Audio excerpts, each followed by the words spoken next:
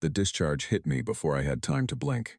One moment I was standing in the center of the combat ring, feet planted, hands up, trying to track the movement of Sub-Commander Vreth's training staff. The next moment the world tilted sideways, the floor rushed up to meet me, and I was lying flat on my back staring at the amber ceiling of the Kethvoran Military Academy's main training arena. A sharp ringing filled my ears. My jaw felt like someone had dropped a cargo container on it. Silence. Complete total silence. I had been at the academy for 6 days. 6 days of finding my way through corridors built for bodies twice my size. 6 days of eating food that was nutritious but tasted like pressed sand. 6 days of watching 340 cadets from 22 different species train, compete, and quietly decide that the human girl in Bay 7 was a diplomatic mistake. The Interstellar Council had admitted one human cadet to Kethvoran as a gesture of goodwill toward Earth. A gesture. That word had followed me all the way from the transport shuttle to the enrollment desk, whispered between species who assumed I could not hear, or did not care if I could. The gesture had shoulder-length brown hair, a bruise forming on her left cheek, and was currently lying on the floor of the arena trying to remember how to breathe. I heard movement, several sets of feet, some heavy, some light, shuffling toward me from different directions. I heard the rapid clicking sound that Vreth made with the plates on the back of his neck when he was agitated. I had learned in 6 days that the clicking meant he was either annoyed or alarmed. This did not sound like the annoyed kind. I pressed one hand against the floor and sat up. The ringing was still there, but it was fading. I moved my jaw slowly from side to side. It moved. Good. I pressed my tongue against the inside of my cheek and tasted iron. I had bitten the inside of my mouth when I went down. I ran my tongue across my teeth, counting. All present. Also good. I looked up. Every cadet in the arena had stopped moving. I do not mean they paused momentarily. I mean they had gone completely still, like someone had turned off the power to all of them at once. 30 or 40 cadets stood in clusters around the edges of the ring, and every single set of eyes, every set of optical sensors, every bioluminescent patch that served as a visual organ was pointed at me. Vreth was standing 2 meters away. He was a Varethian, which meant he stood about 2.5 meters tall, with a body built from dense overlapping plates of natural gray-black armor and 4 arms that ended in broad, capable hands. His species had evolved on a world with extremely high predator pressure, and the result was a creature who was, physiologically, difficult to damage. His training staff, a weapon calibrated for cadets of his own physical class, had discharged at full setting. He was staring at me with the same expression I had seen on the faces of people watching a building that should not be standing. The bioluminescent stripes along his arms were flashing. Pale blue, then white, then pale blue again. It happened in rapid pulses, and I recognized it because I had spent the previous evening reading the Academy's species guide in bed. Involuntary stress response, the Varethian equivalent of going pale. I looked at him, he looked at me. I spat a small amount of blood onto the floor, not dramatically, just practically, because it was there and swallowing it seemed unnecessary. Then I stood up. It took a moment. My legs were cooperative, but the world was still recalibrating. I planted my feet, found my balance, and straightened up to my full height, which was not particularly impressive in this arena but was all I had. Again, I said. My voice came out clear and even. I was a little surprised by that, because inside my head things were somewhat louder. Vreth did not move. The stripes on his arms pulsed faster. Behind him I heard a sound I had never heard before. It was a low resonant hum that seemed to come from several sources at once. It took me a moment to identify it. It was the Torathi cadets making their acknowledgement sound, the one their species used when they witnessed something that registered as significant. 3 of them were doing it simultaneously. Kale 7, the one who had consistently ignored me since enrollment, was among them. He was staring at me with his 4 amber eyes completely fixed, and he was not making a sound at all. I did not know what any of that meant at the time. I was too busy trying to look like I was absolutely fine, which required a moderate amount of concentration. I was not absolutely fine. My head hurt badly. My jaw was going to be sore for a week, but I had taken harder hits playing full-contact sport in secondary school back in Cardiff. And while this was objectively more serious than a rugby tackle, the core decision tree was the same. I was conscious. I was upright. I could continue. Therefore, I would continue. Vreth finally spoke. His translator implant rendered his words in flat, neutral tones. Training is suspended. I opened my mouth to object. Training, he said, and his voice was very deliberate, is suspended. He was not asking. I closed my mouth.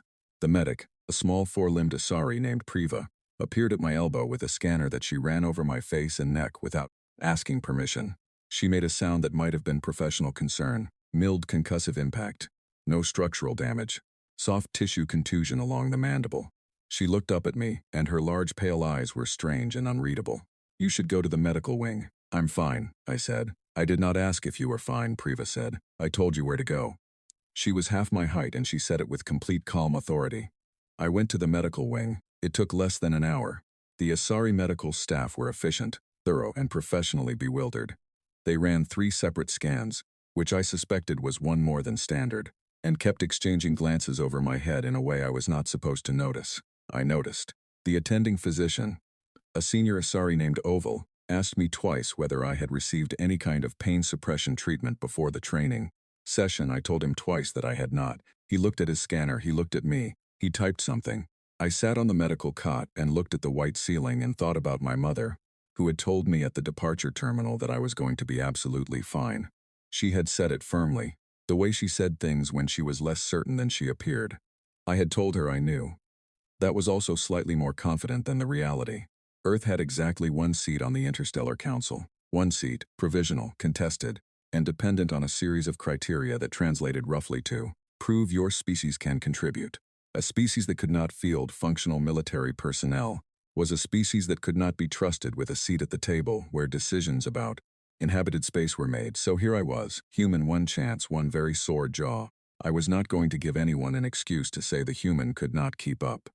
When Vreth came to check on me that evening, he stood in the doorway of the medical bay with his arms folded across his chest and his neck plate still. He looked at me sitting upright on the cot, file reading on my data tablet, and he was quiet for a long moment.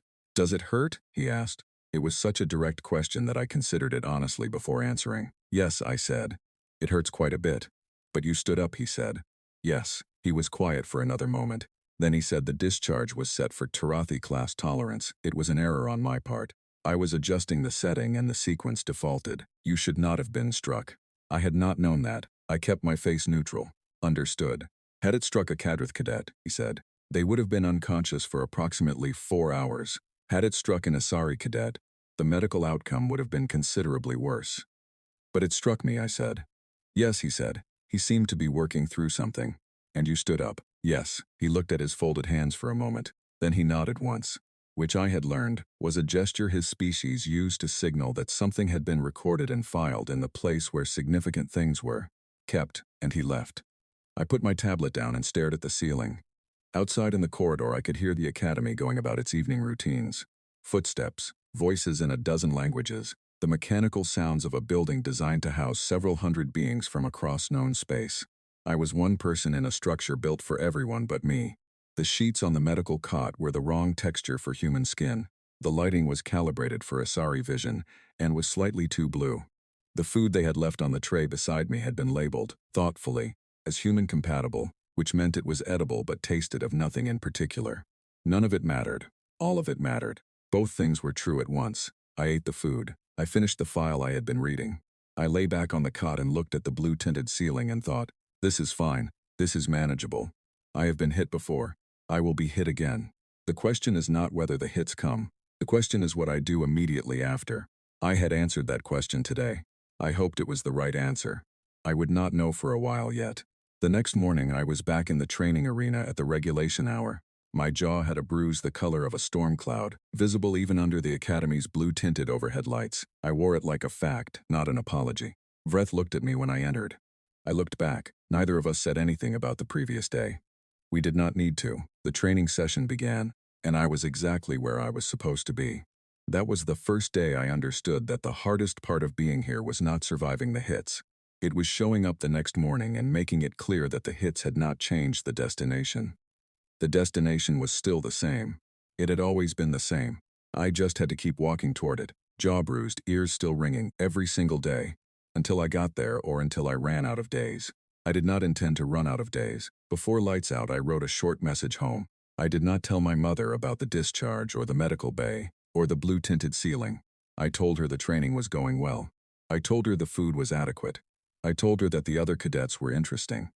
All of this was technically true, in the way that technically true things can be the most honest option available when the complete truth would only cause someone to worry from very far away without being able to do anything useful about it. She sent back 3 words. Good. Be safe. I read them twice, put the tablet down, and went to sleep.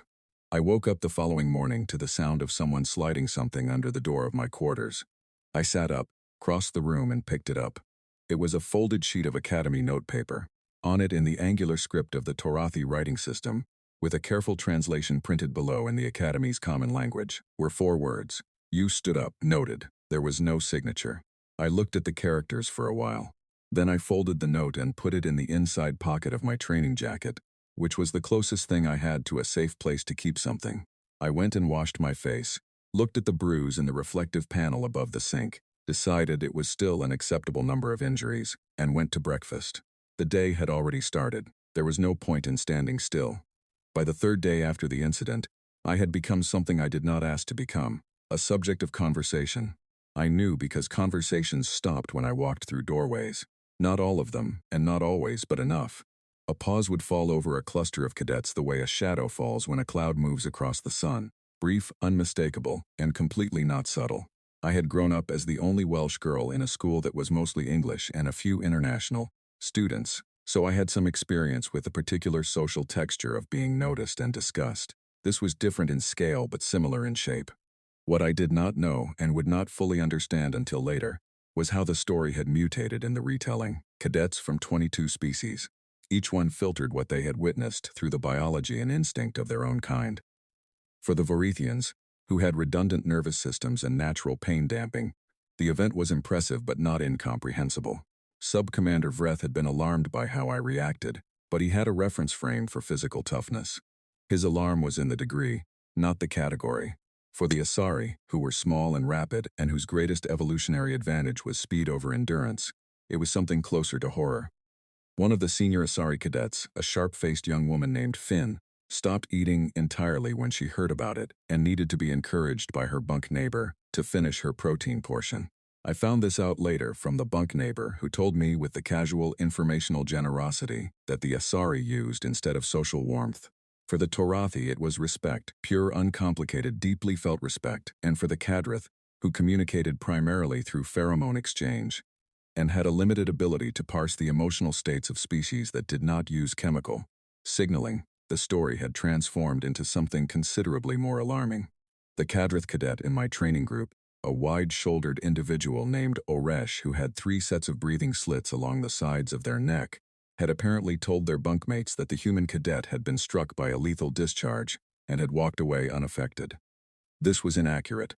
I had been struck by a discharge calibrated for a different species, had gone down, and had then stood up and asked for more. These are not the same thing as being impervious to harm. However, the Kadrith word for went down and got back up immediately, and the Kadrith word for was unaffected, were apparently close enough in their pheromone language that the nuance had not survived the translation into common speech. The result was that 3 Kadrith cadets were, for a period of approximately 4 days, genuinely uncertain whether I was some form of biological weapon in a human-shaped container. I did not know this while it was happening. I knew only that Oresh had started looking at me with an expression I could not read, and that whenever I passed their table in the mess hall, a particular quality of stillness settled over their group that was different from the stillness other species showed. It was a wary stillness, an alert stillness. I misread it entirely as hostility and spent 2 days carefully choosing a seat on the opposite side of the mess hall, which probably did not help anyone involved. The person who told me what was actually happening was Finn. Finn was 19 in Asari years, which translated to roughly 23 in human terms. She was quick and precise in everything she did, including conversation. She arrived at my table on the morning of day 4 after the incident, sat down across from me without asking, and said in the flat, informational tone her species used for statements of fact, "The Kadrith group in Block 7 thinks you might be a chemical weapon. I thought you should know." I put down my protein portion. "A what?" "A chemical weapon. In a biological casing." She tilted her head slightly, which I had learned was essery. For I am relaying this without personal endorsement. They believe the discharge in the arena should have incapacitated or killed you, and that your ability to stand afterwards suggests either enhancement, external modification, or that you are not a natural organism. I looked at her for a moment. "I am a very natural organism." "Yes," she said, "I know that. You went down, you got back up. You were not unaffected." The distinction was lost in the retelling. How many people think I'm a weapon? She considered this. Somewhere between 12 and 20, depending on how broadly you define believe. I sat back in my chair. The mess hall moved around us. The ordinary noise of 300 beings eating their morning meal. And I was somewhere inside it, being quietly suspected of being a biological instrument of destruction by a fifth of my year group. That's a problem, I said. It is a misunderstanding, Finn said with the calm precision of someone who considered those to be different categories. Misunderstandings are addressable. Would you like me to address it? I looked at her. We had spoken maybe 6 times since enrollment, all brief and purely practical. She had helped me read a menu board on day 2 when the common language translation was ambiguous, and I had returned the favor by correctly identifying which of 2 very similar-looking corridors led to the main training hall, a fact I knew only because I had memorized the floor plan the night before arrival. These were the foundations of our association, and they were not nothing, but they were not exactly a friendship either. Why would you do that? I asked. She tilted her head again. Because it is inaccurate, she said, as though the question barely needed answering. For her species, inaccuracy was functionally offensive. If she could correct it, she would correct it. The reason did not need to be personal. I nodded. Then yes, thank you. She nodded back and went to finish her own meal. Over the following 2 days she had, with the quiet efficiency of someone solving a logistical problem, corrected the account in enough of the right conversations that the cadreth misunderstanding dissolved. Oresh stopped watching me with that alert stillness. I moved back to my usual table. The specific fear faded, though a more generalized watchfulness remained, which I was coming to understand was simply the permanent state of how this place was going to look at me. Meanwhile, Subcommander Vreth called me to his office. His office was not large. He was a being designed for wide-open training grounds, and did not seem entirely comfortable in enclosed spaces, though he navigated them without complaint. He was seated behind a low desk when I arrived, and he gestured to the chair across from him, which was too wide for my body, but I sat in it anyway and did my best to look like someone who regularly sat in chairs designed for Species 3 times their size. He did not open with pleasantries. Varathians, as far as I could tell, did not do pleasantries. I have been reviewing your intake records, he said. Your physical assessment data from Earth. All right, I said. Your species medical documentation describes your baseline pain tolerance as average for a human female of your age. He looked at his desk surface, where a display showed what I assumed were my intake files. Not exceptional. Not modified, average. That sounds right, I said. Then explain to me, he said, with genuine and unguarded curiosity, what happened in the arena. I thought about how to answer that. It was not a complicated answer, but it was an answer that required the listener to have a particular kind of reference frame, and I was not sure Vreth had it yet. It hurt, I said. It hurt a lot. It still hurts. I gestured briefly at the bruise on my jaw, which was now a remarkable shade of green-yellow at the edges. But pain is not the same thing as being stopped. For my species, pain is information. It tells you something is wrong, and you take that information, and you make decisions based on it. The decision I made was that the injury was not severe enough to prevent me from continuing, so I continued. Vreth was quiet for a moment. His neck plates shifted very slightly. For most species, he said carefully, severe pain triggers an automatic cessation response. The organism stops because the pain is a directive from the body to stop. Yes, I said. It works similarly for us to a degree. But humans evolved in an environment with continuous high predator pressure over a very long time. Stopping when you are hurt is often the thing that gets you eaten. So we developed the ability to override the cessation response when the situation requires it. You override it, he said. Most humans can, to varying degrees. It is not comfortable, but it is possible. He looked at me for a long moment. Then he opened a new file on his desk surface and began typing. He typed for a very long time. I sat in the oversized chair and waited. He typed for what I estimated was 11 minutes. He was thorough. When he finally stopped, he looked up at me and said, "Is there anything that would stop you?" It was such an honest question that I gave it an honest answer. Yes, I said. Sufficient physical damage, genuine incapacitation. The same things that stop anyone, just at different thresholds. What are those thresholds? Higher than you might expect, I said. Lower than some stories would suggest. He looked at me steadily.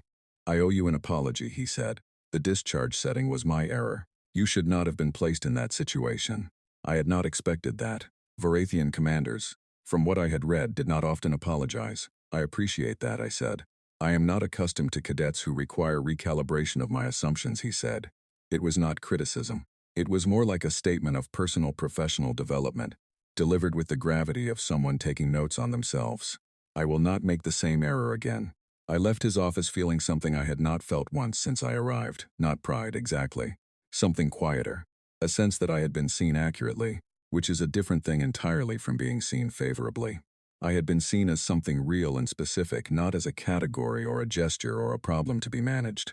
That was worth more than I had expected it to be.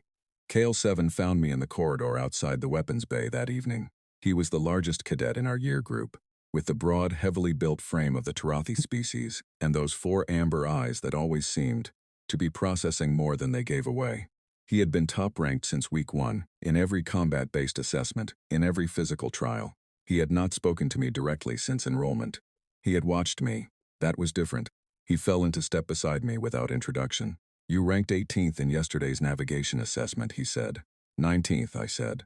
I made an error in the 3rd quadrant. 18th, he said. Cadet Saul received a penalty for equipment misuse that was applied after the initial posting. You are 18th. I had not known that. All right, I said. We walked in silence for a moment. You were 24th the week before, he said. I know, I said. I am working on the navigational theory. You improve quickly, he said, not as a compliment, as an observation, the way a scientist notes a data point. For your species, I improve at the rate I improve, I said. I do not really think about it in terms of my species. He was quiet for a few steps. That is interesting, he said. Is it? My people think about almost everything in terms of species, he said. It is how we measure, how we assess.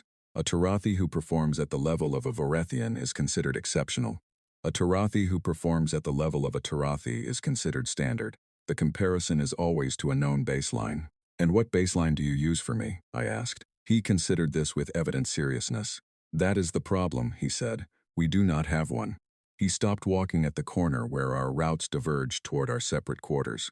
He looked at me for a moment with those 4 amber eyes. In the arena, he said. When you stood up, what were you thinking? I had been asked variations of this question several times over the past few days, by Finn, by the medical staff, by Vreth. Each time I had given a technical answer. For some reason, standing here in the corridor with KL7, I gave a different one. I was thinking, I said, that I was not ready to stop yet. He looked at me for a long moment. Then he made that low resonant hum I had heard in the arena, brief and quiet, just once. He turned and walked away down the corridor without another word. I stood there for a moment, alone in the corridor with the hum still fading in the air, and I thought, I do not understand this place yet, but I think I might be starting to. Over the following week, things shifted in ways that were hard to name precisely but easy to feel. The academy had a rhythm, and I had begun to find my place inside it. Not comfortably, not easily, but genuinely. I trained in the mornings with the full group, where Vreth now calibrated the equipment correctly, and watched me with an attention that was different from before, less instructional and more observational. I studied in the afternoons in the library bay, where the reference systems were designed for 18 different visual processing types, and I had learned which settings worked for human eyes. I ate in the mess hall with Finn, who did not warm to me in any soft or sentimental way, but who was consistently present and consistently accurate, which I had come to value in the same way you value a precise instrument, and I improved. I improved steadily and relentlessly, the way I had been taught to do everything since I was old enough to understand that relentless improvement was the only reliable tool available. Someone who was not going to be the fastest or the strongest in any room they walked into. I had never been the most gifted athlete at home. I had never been the sharpest student. I had been the one who kept working after the gifted ones stopped because they assumed they had already won. Here, that approach was beginning to matter. By the end of the second week, I had moved from 19th in overall standing to 12th. I noted this privately without telling anyone and simply kept working. There was, though, something I had not allowed myself to think about directly, which was the weight of what I was carrying.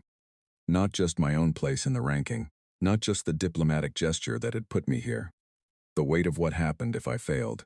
Earth's seat on the Interstellar Council was provisional. The word provisional, in the language of interstellar diplomacy, meant contingent. Contingent on humans demonstrating that they could participate, contribute, keep pace. If the only human cadet at Kethforan washed out, the council had a data point, a small one, but data points accumulated. They accumulated into arguments. Arguments became positions. Positions became votes. I was one person. I knew that. I was not naive enough to think that I alone could decide the future of Earth's place in the wider community of species. But I was also not naive enough to think that failing to be present and capable and functional had no consequences at all. So I kept going. Every morning, every session, every assessment. Jaw healed now, and standing ranked 12th overall and moving forward. Always moving forward. The first assessment of the survival track was announced for week 4. Vreth posted the details on the Academy board with no particular ceremony. 3 days, solo, hostile terrain simulation, open qualification. Every cadet in our year group would participate. It was not optional. It was not gradable in the traditional sense. You either completed phases or you did not, and your completion level became part of your overall profile. No first-year cadet from any species had ever completed all 3 phases. I read the announcement twice. Then I went to the supply room and requested the full equipment loadout. The clerk, a young Asari on administration rotation, looked at my request, looked at me, and asked if I was sure about the full loadout. Yes, I said. She processed it without further comment. Finn, standing beside me, said quietly, "You are going to attempt all 3 phases." She tilted her head. "I will note your personal contact codes in case a search party becomes necessary." "Practical," I said. "Accurate," she replied. I appreciated Finn enormously. The night before the survival track began, I sat on my bunk and checked my equipment for the 3rd time. I had a kit that was largely improvised from Academy standard materials calibrated for larger bodies, but I had spent 3 evenings modifying it to fit mine. My boots were padded at the ankle because the simulation terrain had a reputation for broken ground. I had read every available report on the simulation environment, and the consistent factor across species accounts was not temperature or visibility or wildlife. It was the terrain. Fractured, shifting, designed to test balance and joint stability. I had taped my ankles once already in preparation. I lay back on the bunk and looked at the ceiling, which was still the wrong shade of blue. I thought, whatever happens out there, keep moving. Information comes in, you process it, you make decisions. You keep moving. Pain is not a directive to stop, it is a message. Hear the message, make the adjustment, keep moving. I closed my eyes. Tomorrow, I was going to find out what I was actually made of. I suspected I was made of something fairly stubborn. The survival track dropped me into darkness at 0400 hours with a standard kit, a data tablet with no outbound communication, and the coordinates of a Phase 1 extraction point 62 kilometers northeast. 62 kilometers, over broken ground, alone. I set off at a pace I could sustain. The simulation environment was a contained terrain module 300 kilometers wide, tucked into one of Keth Voran's uninhabited southern landmasses. The Academy used it because it was genuinely hostile rather than artificially challenging. It had real weather, real temperature variance, and geological instability that was not programmed but was simply what the land was. The only thing that made it a simulation rather than a real mission was the monitoring network embedded in the rock and soil, a grid of sensors that tracked every cadet's position and vital signs, and could trigger a medical extraction if the data crossed certain thresholds. It was a safety net, but a distant one. The threshold for extraction was, as Vreth had once described it in a briefing, considerably higher than discomfort. The first 6 hours were manageable. Cold, dark, difficult, but manageable. I moved by compass heading and terrain map, reading the landscape with the helmet-mounted scanner to identify unstable ground before I stepped on it.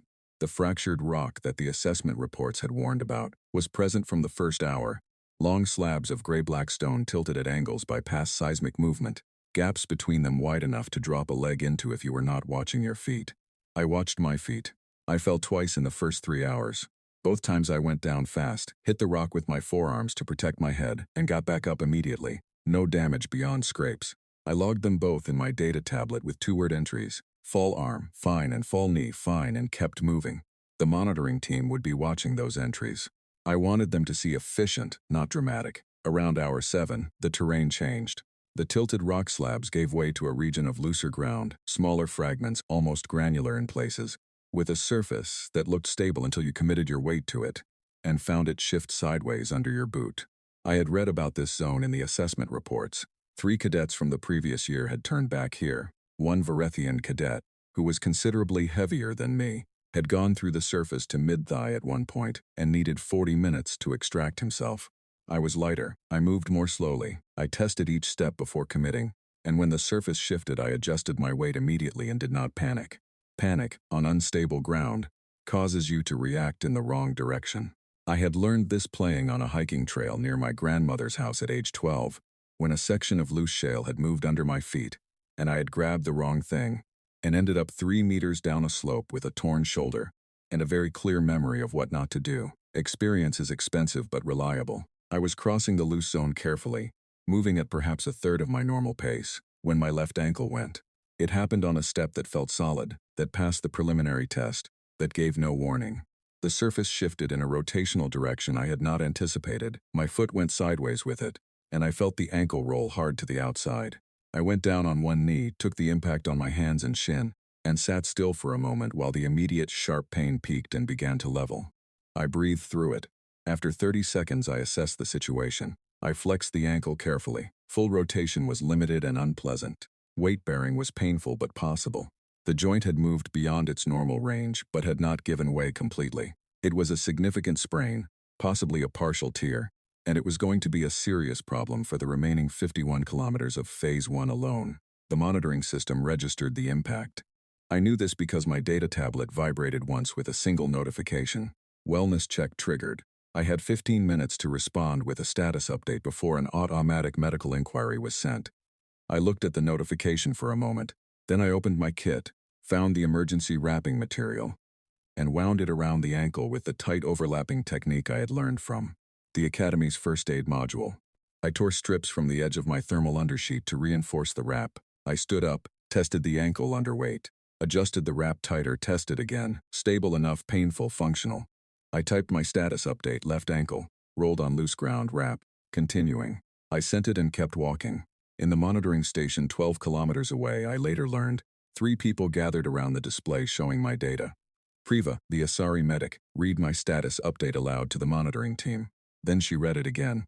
Then she showed it to the senior medical officer on duty, who examined my biometric readout, which showed elevated stress hormones, elevated heart rate, and an impact event in the lower left limb. The officer asked if Priva was certain the cadet was continuing. Priva said the cadet had said she was continuing. The officer asked if Priva had ever seen a cadet continue after that kind of impact event. Priva said she had not. The officer filed an anomaly report. It was the second anomaly report, filed in connection with me. I was accumulating them the way some cadets accumulated commendations. I finished Phase 1 in 19 hours and 40 minutes. The extraction point was a flat-topped rock formation with an automated beacon. And when I reached it, the beacon activated and a small compartment in its base slid open to reveal a Phase 2 supply kit. I sat down heavily, drank water, ate 2 compressed protein bars that tasted of almost nothing, and rewrapped my ankle with the fresh material from the Phase 2 kit. I did not sleep. You were permitted to sleep at extraction points, but time spent sleeping was time not moving, and I had made a decision about this in advance. I rested for 40 minutes. Then I stood up and read the Phase 2 coordinates. Phase 2 was temperature-based. The terrain shifted to a high-altitude simulation zone, where the temperature dropped significantly during the night cycle, which on this landmass began 6 hours after my phase transition. 6 hours of reasonable temperature followed by a rapid drop to hostile cold. The objective was a second extraction point 38 kilometers east-northeast. The direct route crossed 3 ridge lines. I took the direct route.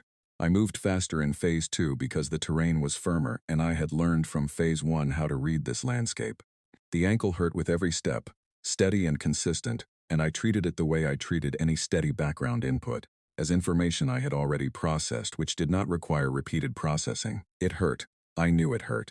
Moving forward anyway was the decision I had already made, and making the same decision again every time the pain spoke up would be exhausting and inefficient. So I made it once, definitively, and filed it, and moved. The temperature drop came as scheduled.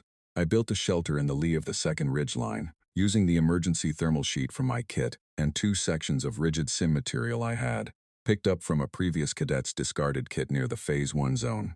It was effective. I got inside it, curled into the warmest possible configuration, and let my body do what it was designed to do, which was maintain core temperature through metabolic adjustment. Humans were, I had always known, extraordinarily good at thermal regulation compared to most species. We sweat to cool. We shiver to heat. We redistribute blood from extremities to protect core organs in the cold. Evolution had spent a very long time refining these systems, and they worked. I checked my data tablet. In the monitoring station, 4 people were now watching my progress. I opened my personal log and wrote an entry. It was something I did every few hours on the track, not for the monitoring team, who could see my biometrics but not my log, but for myself, a way of staying present, staying organized, staying honest. Hour 29. Ankle is functioning, painful, and wrapped tightly. Shelter is holding. Temperature outside is below the threshold listed for Varethian discomfort. I am not particularly comfortable either, but I am functional. Right shoulder has a developing ache from the Phase 1 falls. Limited overhead extension, adapting grip.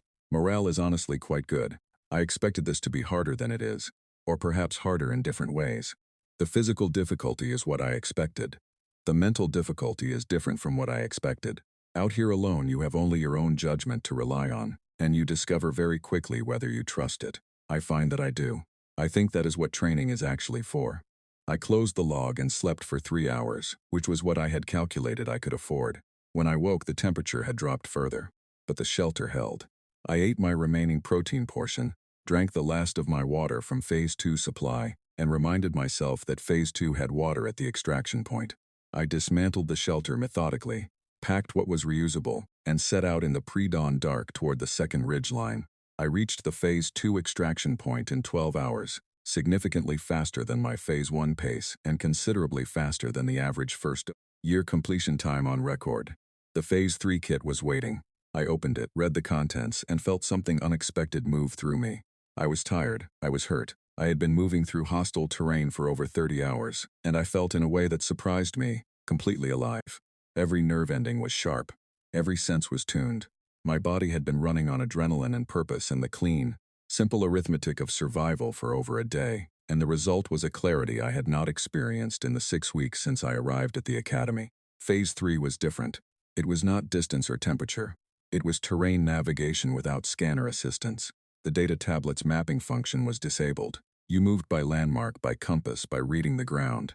24 kilometers. No technological assist. I looked at the Phase 3 briefing for a long time.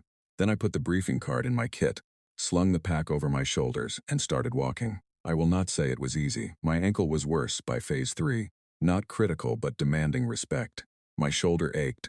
I was running on shorter sleep than my body wanted and protein portions that were adequate, but not generous. Every hour I added to the log with the same honest accounting. Position, condition, morale. I wrote at hour 37. I am still going. I wrote at hour 40. The ankle is speaking quite loudly now. I am listening and not stopping. I wrote at hour 42. I think I am going to make it. I reached the Phase 3 extraction point with 4 hours and 17 minutes to spare before the session cut off. The beacon activated. I sat down on the flat rock beside it.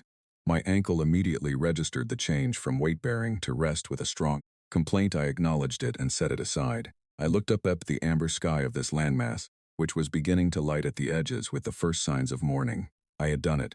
I did not shout. I did not celebrate in any visible way. I sat on the rock and breathed and let the fact of it settle into me quietly, the way significant things should settle. Not like an explosion, but like a stone dropping into deep water.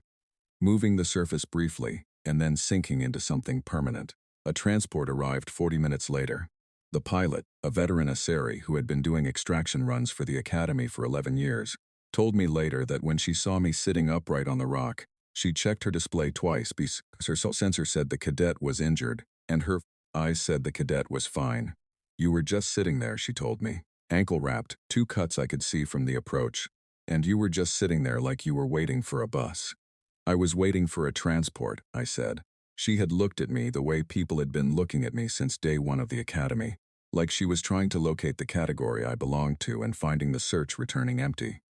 I did not know it then, but in the monitoring station, an instructor named Oval was pulling up the display logs from all 3 phases and preparing a summary report that would reach the Academy Council by morning. And KL7, who had completed Phase 1 before returning at the temperature threshold as his species, physiology required, had been watching my progress markers on the shared cadet board for the last 18 hours with an expression that no one who saw it would ever be able to fully describe. When the transport set down back at the academy, I climbed out carefully, favoring the ankle, and walked through the receiving bay doors into the corridor. I expected to walk to the medical wing alone. Instead, I found Finn standing directly inside the door. She looked at me for a moment. Then she said very precisely, "You finished all 3 phases." "Yes," I said. "No first-year cadet has ever done that," she said. "I know," I said. She tilted her head. "How is the ankle?" "It would very much like to stop working for a few days," I said. "I have told it that is not quite yet possible." Finn looked at the ankle, which I had rewrapped once more in the transport, and which was visibly swollen around the edges of the wrap. She looked back at me. I will walk with you to the medical wing, she said. She said it the same way she said everything, flat and factual, not warm or performative. But she fell into step beside me, adjusting her natural quick pace to match my slower injured one without comment. And that small adjustment said more than any warmer words would have. In the medical wing, Priva scanned the ankle and confirmed a grade 2 sprain with ligament stress, which meant rest, pressure wrap, and no full-load training for 5 days. I asked about modified training. Priva looked at me with the professional exasperation of someone who had already anticipated this conversation. She said upper body and tactical assessment work would be acceptable. I said that was fine. I lay back on the medical cot that had become something like a familiar place. The ceiling was the same wrong shade of blue. I was deeply tired in the specific way that comes from sustained effort over a long stretch, a tiredness that sat in the muscles and bones rather than the mind. My mind was, if anything, clearer than it had been in weeks. I picked up my data tablet and opened the personal log. Hour 49, I wrote, in the medical wing. Ankle confirmed grade 2 sprain. Vreth has been notified. Finn walked with me here. The survival track is complete. I finished all 3 phases. I am not sure what that means yet for how this place sees me, but I know what it means to me. I set out to find the extraction point. I found all 3. I was damaged in the process and I did not stop. That is all it is. That is exactly what it is. But also, somewhere very quietly, I am quite proud of that. I put the tablet down. Through the medical wing's narrow window I could see a section of the main training ground, empty at this hour. The amber sky of Kethvoran was clear above it. I thought about the 62 kilometers of Phase 1, the temperature drop in Phase 2, the mapless 24 kilometers of Phase 3, and the ankle that had not cooperated but had not stopped me either. I thought about what Vreth had asked me in his office. What would stop me? Sufficient damage, genuine incapacitation. The same things that stop anyone, just at different thresholds. That was still true.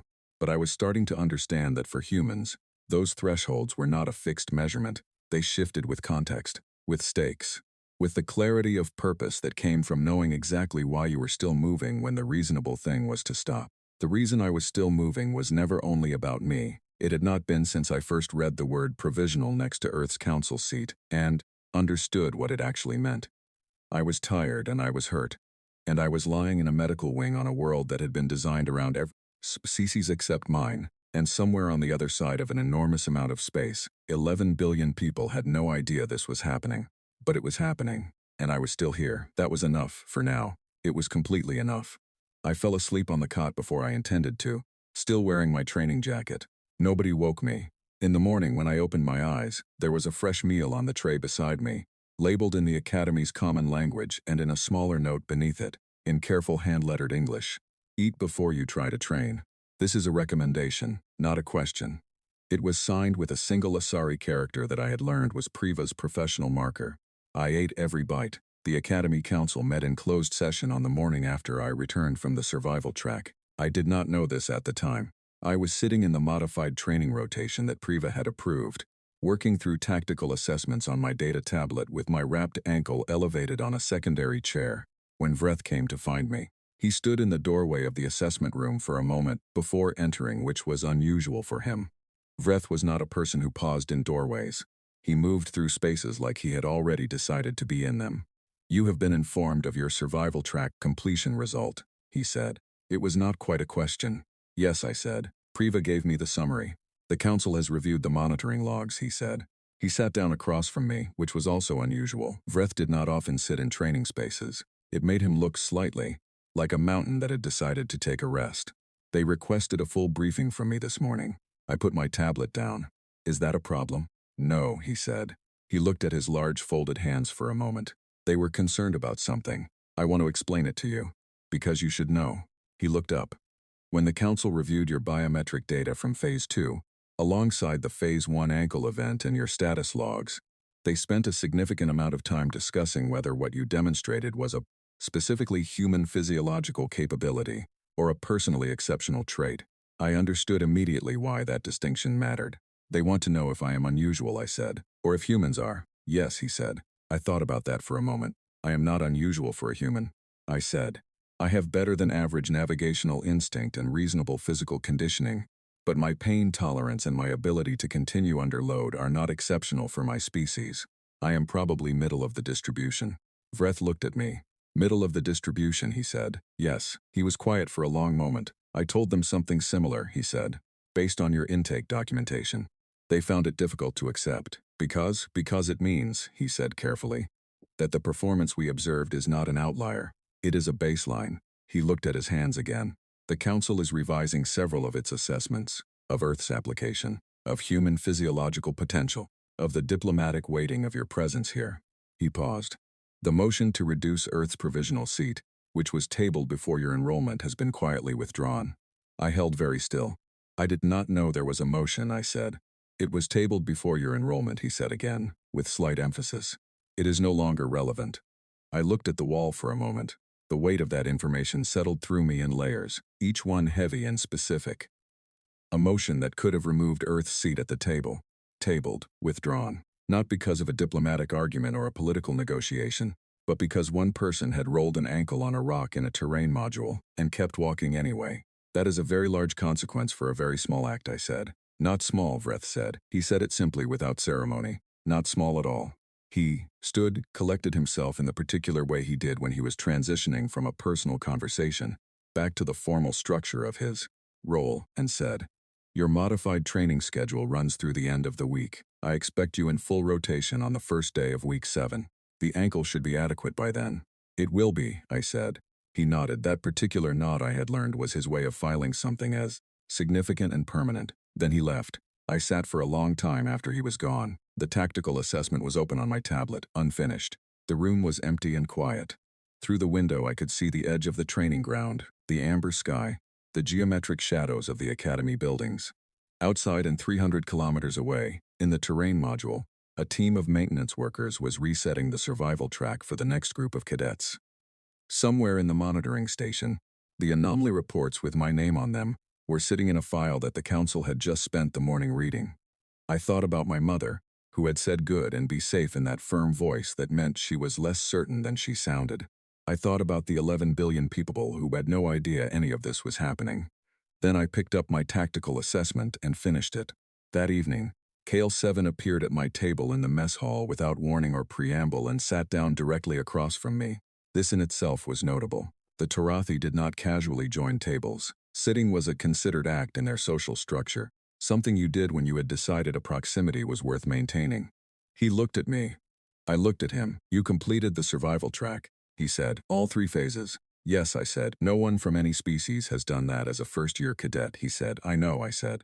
I returned at the temperature threshold, he said. He said it without visible emotion, but I had been watching KL7 for long enough now to understand that absence of visible emotion in a Tarathi was not the same as absence of emotion. My species' thermal tolerance ends before Phase 2's lowest temperature. I know, I said again. He looked at me for a long moment. I was watching your markers on the shared board, he said. From the moment you entered Phase 2. For 18 hours. That is a long time to watch someone's location signal, I said. Yes, he said. He did not elaborate. He picked up a portion of his meal and ate a small amount of it then. Why do humans fight? It was such an unexpected question that I set down my own portion and gave it the full consideration it deserved. Could you be more specific? I said. My species fights for territory, he said. For bloodline honor, for the survival of our lineage. These are clear reasons.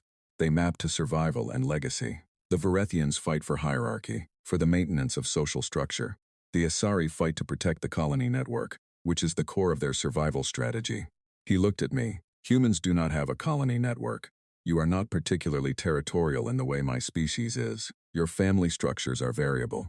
Your social hierarchies are inconsistent. He tilted his head, a gesture I had not seen him use before. Why do you fight at all? Why are you here? I thought about it for a long time. Long enough that the ambient sound of the mess hall had time to wash in and wash out several times before I answered. Because someone has to, I said, and we would rather it be us than someone who does not care about the outcome. Kekel 7 looked at me. His 4 amber eyes were very still. That, he said quietly, is the most dangerous answer I have ever heard. Dangerous, I said. Why? Because it has no ceiling, he said. Territory is finite. Bloodline honor has a defined scope. The colony network has boundaries, but someone has to, if the someone is willing to keep expanding their definition of who that responsibility belongs to. He stopped. He looked at his hands. There is no natural limit to that. I had not thought about it from that angle before. I sat with it for a moment. We have limits, I said. We exhaust ourselves, we fail, we get things wrong. Yes, he said, but then you get back up. He said it simply the way he said most things. Not as a compliment, not as criticism, just as an accurate description of a pattern he had observed. I felt the weight of it anyway. Getting back up. It was such a small, ordinary, unglamorous thing, and it was apparently the most alarming quality in the room. We ate the rest of our meal in a silence that was not uncomfortable. It was the silence of two people who have established, without saying it directly, that they are worth being in proximity to. At the end of the meal, Kale 7 stood to leave, and then he paused. In my culture, he said, there is a title given to someone who has endured hardship alongside a Torathi without retreating. Trialkin. It is given very rarely, only to those who the Torathi in question judges to have demonstrated a specific quality. He paused again. I have been considering whether you qualify. I looked up at him and, I am still considering, he said. He walked away. I looked at the space he had been standing in, Trialkin. I did not know what it meant in full yet. I was going to find out. Vreth's report was leaked 3 days later. I say leaked, but it was more accurately described as quietly and deliberately shared by someone with access to the restricted faculty file, which was a meaningfully different category. Someone then decided that the cadet body should have access to what Vreth had written. I never found out who. Whoever it was had extremely good judgment about timing. I read it in the mess hall, on a shared academy terminal that someone had left open to the document. I assume I was meant to read it, and that whoever had left it open knew I would be passing that terminal at approximately that hour. The academy ran on patterns, and Finn had once told me that the SRE were very good at reading patterns. The document was a formal capability assessment, dense with technical language, but the key paragraph was in plain common speech. I read it twice, and then I sat very quietly for a moment. Vreth had written, the human cadet does not appear to experience pain as a behavioral deterrent in the standard sense. She processes pain as physiological information and categorizes it by functional relevance. Information that does not indicate incapacitation is set aside during active task performance and returned to at a time she determines to be appropriate. This is not pain suppression. The pain is fully present. The response to it is a cognitive decision rather than an automatic cessation. I am recommending that the enrollment framework's classification of human physical potential be revised from provisional risk category to standard operational category. I am further recommending that all future human cadets be assessed individually rather than under the current species-wide caution protocol, which this cadet has demonstrated to be both inaccurate and limiting. I sat with that for a while. Then I started laughing. Not because it was funny exactly, because it was so completely accurate, and because the accuracy of it was being treated with the gravity of a major discovery, and because the thing being described was simply a thing I did without thinking. A thing I had learned watching my father work a farm through a bad ankle for 3 weeks when there was no one else to do the work. A thing my grandmother had taught me by example long before I had words for it. You did not stop because it hurt. You stopped when you were done. It was that simple. It had always been that simple. Vreth had spent considerable professional effort documenting something that my family had considered a basic fact of life. I laughed until my eyes watered, and then I felt the laugh shift into something else. Something that sat just behind the sternum and was harder to name. Pride, maybe. Or a specific kind of gratitude that comes from being understood accurately, even when the person doing the understanding is genuinely astonished by what they have found. I closed the terminal and went to find Finn. She was in the library bay, reading. She looked up when I sat down across from her. You read it, she said. You left it open, I said. She tilted her head very slightly. I was on that terminal earlier today, she said, which was not quite an answer. Thank you, I said. She tilted her head back level. I found it accurate, she said, and relevant. Accurate. Relevant information should be available to those it concerns. That was Finn's way of saying she had done something kind without allowing either of us to describe it that way. I accepted it in exactly the spirit it was offered. That night I wrote the letter home that I had been composing in my head for 3 weeks. Not the careful, edited letters I had been sending. The ones that said the food was adequate and the training was going well. The real one. I told my mother about the discharge in the arena on day 6. I told her about the ankle in the terrain module, and the Phase 3 extraction point, and KL7's question about why humans fight, and Vreth's report and the laugh that had become something else. I told her I was 12th in overall standing. I told her that somewhere in the interstellar council chambers, a motion had been withdrawn. I told her that I was carrying something large, and I could feel its weight, and that the weight was not comfortable, but it was not unbearable. and that I had decided that was the correct trade. She wrote back the next morning. 8 words this time. Good, be safe. We are all very proud. I folded that message, put it in the inside pocket of my training jacket next to the Tarathi note from week 1, and went to breakfast. The day was already moving. There was no reason to stand still. The following 3 weeks were the most intense of my life, and I had had a fairly intense life up to that point. The Academy's assessment schedule accelerated in the second quarter of the year. 3 major tactical evaluations, a combined species crisis simulation, and the advanced combat rotation that Vreth ran personally. I went into all of it ranked 12th and came out of the crisis simulation ranked 9th. I did not celebrate. I noted it, filed it, and moved on to the next thing. Celebration was for after graduation. Graduation was for after getting through every obstacle still standing between week 8 and the end of the year. The combined species crisis simulation was where things shifted most noticeably. It was a group exercise, which meant working with cadets from other species toward a shared objective under simulated stress conditions.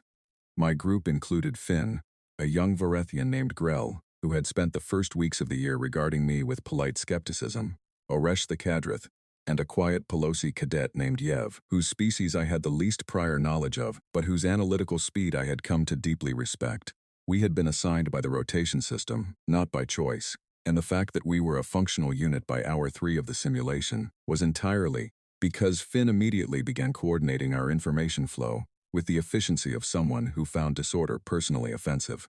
I was on point for the physical navigation portion, which the simulation placed in a collapsing structural environment, moving through shifting obstacles, reading which paths were viable, making fast decisions under load. By this point my ankle was fully healed and I moved the way I always moved when I was healthy and warmed up, which was fast and low and quiet. Grell, who outweighed me by a factor of 4, was unable to follow my exact route and took a wider path. But I was through each section first, and I called back guidance that allowed him to navigate it correctly. At one point during the 4th hour, Oresh came alongside me in a narrow passage and looked at me sideways with those multiple eyes and said, very quietly, in heavily accented common speech, "You are not a weapon, I am not." "I know that now," they said. "I apologize for the earlier misunderstanding." "It was a translation issue," I said. "I understand." Oresh nodded and moved forward. We did not discuss it again. We did not need to. The Kadrith, I had learned, expressed sincere acknowledgement through action and brevity. The apology was already complete. We completed the crisis simulation in the 4th best time of all groups in our year. Finn received a commendation for coordination. I received a commendation for navigation under physical stress. When the results were posted, I read them and felt a quiet satisfaction that was entirely different from the loud satisfaction of individual achievement. This had been built by all 5 of us together, and the texture of it was something I had not felt since leaving Earth. That evening I sat in the corridor outside the library bay and wrote in my personal log. I wrote for a long time, more than I usually did. I wrote about the crisis simulation and what it had felt like to move fast through a collapsing corridor, while guiding a being 4 times my weight through the same space. I wrote about Oresh's apology and the specific weight of being forgiven for a misunderstanding you did not create. I wrote about being 9th in overall standing, and about how the number felt less significant than the reason behind it, which was simply that I had kept working, kept showing up, kept being exactly and completely present every single day since day 1. Then I wrote something I had not written before, something I had been thinking about since KL7 had asked me why humans fight. I wrote, "I think the truest answer to why humans fight is this. We do not separate the outcome from ourselves. We take it personally. We decide that the thing matters, the specific thing, the person in front of us, or the principle at stake, or the 11 billion people who do not know we are here, and once we have decided that, there is no safe distance between us and the cost of failing them. Maybe that is the thing other species find alarming about us. Not that we do not feel pain, we feel everything. We just refuse to let feeling it be the reason to stop." I closed the log. The corridor was quiet.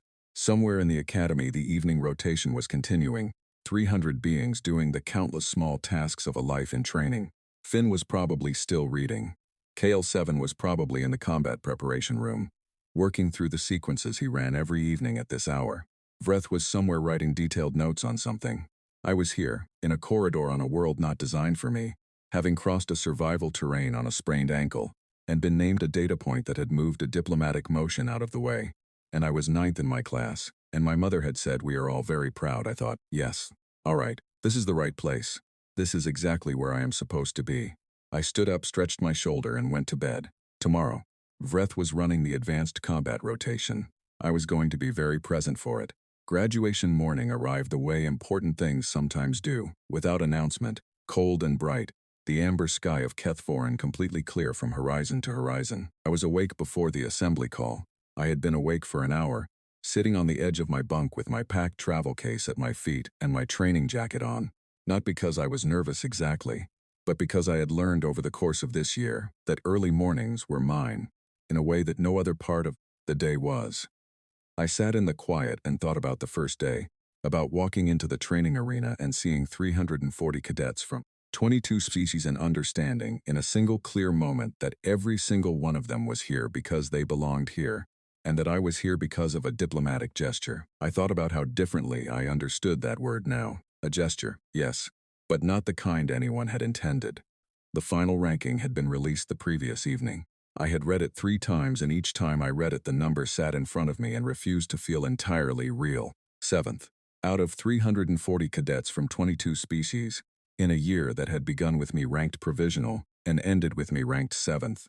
I had not told anyone when I read it. I had closed the terminal, walked back to my quarters, sat down on the edge of the bunk, and looked at the wall for 10 minutes. Then I had started packing my travel case, because the thing to do after a significant moment is always the next practical thing, and the next practical thing was to pack. The graduation ceremony was held in the Academy's main assembly hall, which was the largest enclosed space on the campus and still felt slightly crowded with 340 cadets, a full faculty line, and the gallery of council delegates who had traveled to observe. I stood in the formation in my dress uniform, which was the standard Academy issue adjusted at the waist and shoulder to fit a human body, and looked straight ahead while the names were read. When Vreth read my name and my placement, the hall was quiet for approximately 2 full seconds before the sound came. Not applause. The gallery had beings from 22 species and they did not all use applause. What came instead was a layered sound, a combination of every species-specific acknowledgement vocalization happening at once. The resonant hum of the Tarathi, the sharp double click of the Varathian acknowledgement, the soft harmonic tone of the Pelosi, the Asari percussion pattern, and underneath all of it, a low sustained sound that seemed to come from the walls themselves. I stood in the formation and felt it move through me like something physical. It lasted about 4 seconds, then it stopped. In the gallery, a delegate I later learned was from the Pelosi sovereignty sat very still and then quietly closed a document on their data tablet. The document was the pending motion to reduce Earth's council seat from provisional to advisory status, a step down in weight and influence. I did not know this in the moment. I found out 3 weeks later from a council briefing summary that someone in Earth's diplomatic office forwarded to my personal contact without comment, as though it were a normal administrative update. It was not a normal administrative update. It was the reason I had been sent here in the first place, finally answering in the only language the council understood: evidence. After the formation, in the open space of the receiving courtyard, KL7 found me. He was in his own dress uniform, the formal Tarathi military dress that included a long outer wrap in his family's marking color, a deep amber brown, and the ceremonial shoulder armor of a Tarathi who had completed first-year military training with honors. He had placed second in the final ranking, behind a Varethian cadet named Breth who had been first for the entire year. Second was KL7. 7th was me. The gap between us was technically large, and in practice felt much smaller than that. He stood in front of me and was quiet for a moment. He had a look on his face that I had only seen once before, when I had told him I was not ready to stop yet in the corridor outside the weapons bay. He was working through something, and the working through was visible in a way that it never usually was on his face. "There is a title in my culture," he said. "Trialkin, I have told you of it." "You were considering," I said. "I have finished considering," he said. He reached into the fold of his ceremonial wrap and drew out a small object, a flat piece of dark stone, etched with the Tarathi script, with a single cord threaded through a hole at the top. "This is the formal marker. It is given in a short ceremony, traditionally, in front of witnesses." He looked at me. "I would like to do that now." I looked at the stone and then at KL7, and then at the courtyard around us, which had cadets and faculty and delegates, and the beginning of the noise that comes with any gathering after a formal ceremony. "Now," he said. I did not argue. KL7 was not a person you argued with on matters of this kind, and honestly I did not want to. He said the words in Tarathi which I did not speak, and he translated them phrase by phrase into common speech as he said them. I name you Trial Kin. You came to hardship alongside me and did not retreat. You carried what was heavy without setting it down. You were damaged and continued. You stood up. He held out the stone marker. Take this. It is yours. Every Tarathi who sees it will know what you have done. I reached out and took it. It was heavier than it looked. The stone was cool in my palm. The etched characters were deep and precise. I looked at them, then at Kale 7. Thank you, I said. I am honored. He looked at me with those 4 amber eyes. The honor, he said, is not entirely yours. It reflects on the person who gives it. I give it without hesitation. He paused. I have told 3 members of the Tarathi Diplomatic Corps about you. They have submitted a formal inquiry to the Academy requesting information about human cadet eligibility for the advanced program. I did not know what to say to that, so I said nothing. Sometimes silence is the only appropriately sized response. We stood in the courtyard for a moment longer, and then Finn appeared at my elbow with the specific quiet efficiency she had for all things and said, the ceremony for official results is in 40 minutes. There will be speaking opportunities. Yours is listed as optional. Who made it optional? I asked. I did, she said. I suspected you would not want to prepare a formal statement. I looked at the stone marker in my hand, and at the courtyard full of beings who had spent a year learning what to make of me, and at the sky above that was the same amber color it had been on the very first morning I arrived on this world. I thought about the word optional. I will speak, I said. Finn tilted her head. I will tell them, she said. The results ceremony was held back inside the main hall, and the delegates had all taken their gallery seats. When my name was called for the optional speaking opportunity, I walked to the front of the hall with the Trial Kin marker in my jacket pocket, and nothing written on any card, because the things I had to say had been forming for an entire year, and I did not need to write them down. I looked at the hall, all the faces, all the eyes, all the various ways that different species had of looking at you and taking you in. I thought of the discharge on day 6 and the floor coming up to meet me. I thought of the ankle on the broken terrain. I thought of Vreth typing for 11 minutes and Kale 7 watching my markers for 18 hours. I was told before I came here, I said, that my enrollment was a diplomatic gesture. I understood what that meant. It meant that I was here to represent a possibility, not a reality. It meant that nobody expected me to do more than survive long enough to make the gesture meaningful. I paused. I did not come here to survive. I came here because I wanted to belong to something larger than one planet, and I was willing to do whatever that required. I looked at the gallery, where the delegates sat. Humans do not walk away from pain because we do not feel it. We feel everything, probably more than we should, probably more than is useful. We walk away from pain because we decided, somewhere back in the long history of being the slowest and least armored thing on a dangerous world, that the destination was more important than the discomfort of reaching it. That is not a biological trait. It is a choice, and every species in this room has made that choice in their own way, in their own history, in the specific hardship that made them who they are. I stopped. We are not so different. We just arrived at it through different terrain. The hall was quiet. I walked back to my place in the formation. Vreth, standing at the side of the hall, had his neck plates completely still. His bioluminescent stripes were very faintly lit. A steady pale blue, not the alarmed pulsing of the first day, but something calmer and more considered. I noted it. It felt like the right ending for that particular story.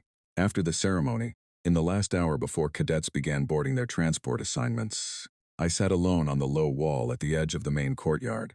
My travel case was at my feet. The sun, Keth Voran's broad amber sun, was beginning to angle toward late afternoon, throwing long shadows across the stone ground. In my jacket pocket were 2 things: my mother's message, still folded, worn soft at the creases now, and the Trial Kin marker. I was going to my first real posting, a patrol assignment, 3 months, a small mixed-species crew on a vessel that ran resource surveys in the outer territories. Not a combat assignment, not yet, a beginning. I thought about 11 cadets. The news had come 2 days before graduation, forwarded by Earth's admissions liaison. 11 humans had submitted applications for the following year's enrollment. Some of them had named me specifically in their application statements. I had read that and felt something I still did not have a precise word for. A kind of weight that was not heavy in the wrong way. The weight of something being passed forward. I had not asked for it. I had not done anything dramatic to cause it. I had simply been hit and gotten back up, over and over, for an entire year, and apparently that had been enough to make 11 people think, yes, this is possible, this is worth attempting. I was not sure I deserved that. I was not sure what deserving had to do with it. Finn came and sat beside me on the wall. She did not say anything for a while, which was not unusual for her. When she spoke, she said, "Your posting starts in 9 days." "Yes," I said. 9 days is adequate time to rest the shoulder," she said. "The right shoulder, which you have been favoring since week 22, and have not reported." I looked at her. "How do you know about the shoulder?" "You favor it in the combat rotation. I observed it 17 times. She paused. "I thought you would report it when it was relevant. You did not, so I am reporting it now." "It is not serious," I said. "But have it assessed." "I will," I said. She looked out across the courtyard. "I have been assigned to a research station in the Eastern Cluster," she said. "The assignment starts in 12 days. "That sounds like exactly the right place for you," I said. She tilted her head slightly. "We will likely not be in the same posting sector," she said. "No," I said. "Probably not for a while." She was quiet for a moment. "You are a useful person to know," she said. This was, I had learned over a year, Finn's highest form of personal regard. Useful was her language for essential. "So are you," I said. "More than you know." She tilted her head back level. "I know precisely how useful I am," she said with complete serenity. "I have good self-assessment." I laughed. Finn did not laugh, but she produced the Asari equivalent.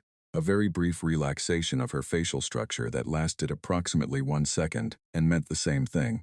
We sat in the amber light until the transport announcement sounded, and then we both stood and picked up our cases and went to join the lines. I am writing this on the transport, 3 hours out from Kethvoran, watching the stars through the narrow viewport beside my assigned seat. The planet is behind me now, a warm amber disk getting smaller with distance, and ahead is the outer territory and the patrol ship, and the beginning of whatever comes next. The shoulder does still ache, slightly. I noted it and set it aside. I will have it looked at when I arrive. That was always going to be the plan. 11 cadets. I keep coming back to that number. 11 new humans who signed applications and wrote statements and decided, based on what they had heard or read about this past year, that this was a door worth walking through. I did not ask for that. I did not earn it in any formal sense. I just got hit and stood back up day after day, for a year, on a world that was not built for me, carrying something very heavy toward a destination that I needed to reach. But I did not stop, and maybe that was always the whole point of the gesture. Not the diplomatic kind, the other kind. The kind where you show up somewhere you were not designed for, and you stay. And the staying itself changes what is possible. I look at the stars for a long time. I can still taste copper if I think about it. The very first day, the floor coming up fast, the ring in my ears, the question of whether to stay down. I do not regret the answer I gave. I would give the same answer every time. I put the writing away and look out at the stars. They are very bright out here. Bright and enormous and in every direction, and there is so much of them that it is almost hard to look at. But I look for a long time without blinking. I have a long way still to go. That has always been the situation, and it has always been fine. The destination matters more than the discomfort of getting there. I have believed that my entire life. I believe it now more than ever. The pilot comes on over the intercom to announce an estimated arrival time, 26 hours. The crew aboard the patrol ship are mostly Pelosi and Asari, with 2 Varethians on the engineering team. None of them have met a human before in person. I know this because I read their crew files the same way I read the Academy floor plan before my first day. Not to gain advantage, but because preparation is how you show respect for what is coming. I will meet them for the first time in 26 hours. I will be the new cadet, the youngest by several years, the first human most of them have ever served alongside. I will need to earn their trust, learn their working styles, demonstrate that I can carry my part of any load the mission requires. It will take time. Everything worth building takes time. I am not worried about the time. I put my data tablet in my bag and lean back in the seat and close my eyes. The transport hums around me with the deep, regular vibration of an engine doing its job. Outside, the stars continue being enormous and bright and everywhere. I rest. I will need the energy. There is a great deal of work still to do, and I fully intend to do all of it. Somewhere behind me in the files and reports and monitoring logs of the Kethvoran Academy, there is an anomaly report with my name on it. Actually, there are 4. Each one is a moment where I did something that the system did not expect, that fell outside the parameters of what cadets of my category were supposed to do. I have been told about 3 of them. I suspect there are more I have not been told about. I am not certain whether to find this amusing or sobering, and so I have settled on finding it both at once. Vreth filed a final note in my cadet record.